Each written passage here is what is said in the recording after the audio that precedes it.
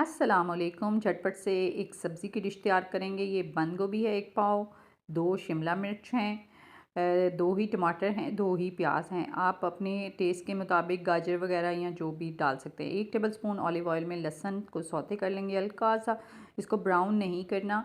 तो अब 1 पाव के करीब चिकन लेंगे, उसको इसमें डाल के हमने हल्का सा भूनना है, फ्राई करना है थोड़ा सा, और फिर मसाला जात डालेंगे। ये इतनी कमाल की रेसिपी है कि अगर आप 15 दिन इसको रेगुलर खाते हैं, ये आपका पेट भी भर देगी और आपका वज़न भी कम करेगी, और 10 किलो तकरीबन आपका 15 दिन में वज़न जो है वो गिरेगा।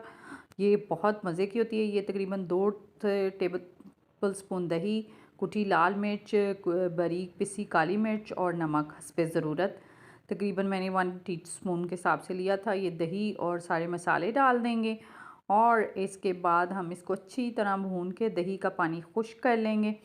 तो ये बहुत मज़े की आला सब्ज़ी होती है। ये दिल करता है खाए जाओ, और इसकी कैलोरीज़ बहुत कम होती हैं। और ये 1 टेबलस्पून के करीब मैंने इसमें चिली सॉस डाला है, और इसमें मैंने 1 टेबलस्पून ही ये एप्पल साइडर विनेगर डाला है। सिंथेटिक सिरका ना इस्तेमाल किया करें, वो सेहत के लिए बहुत अनहेल्दी होता है, आपको डिस्ट्रॉय करता है, लिवर को ख़राब करता है। ये जो है ये हेल्दी होता है। तकरीबन 1 टीस्पून के करीब मैंने डाला होगा। तो इसको हम डाल के अच्छी तरह से भून लेंगे, और इसका दही का पानी खुश्क करेंगे, इसको फ्राई कर लेंगे अच्छी तरह से।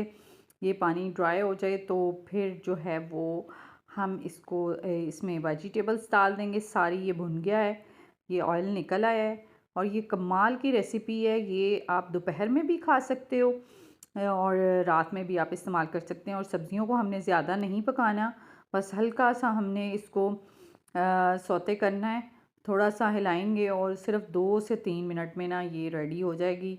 और ये देखिए, ये देखें, बिल्कुल इसका कलर फ्रेश रहना चाहिए।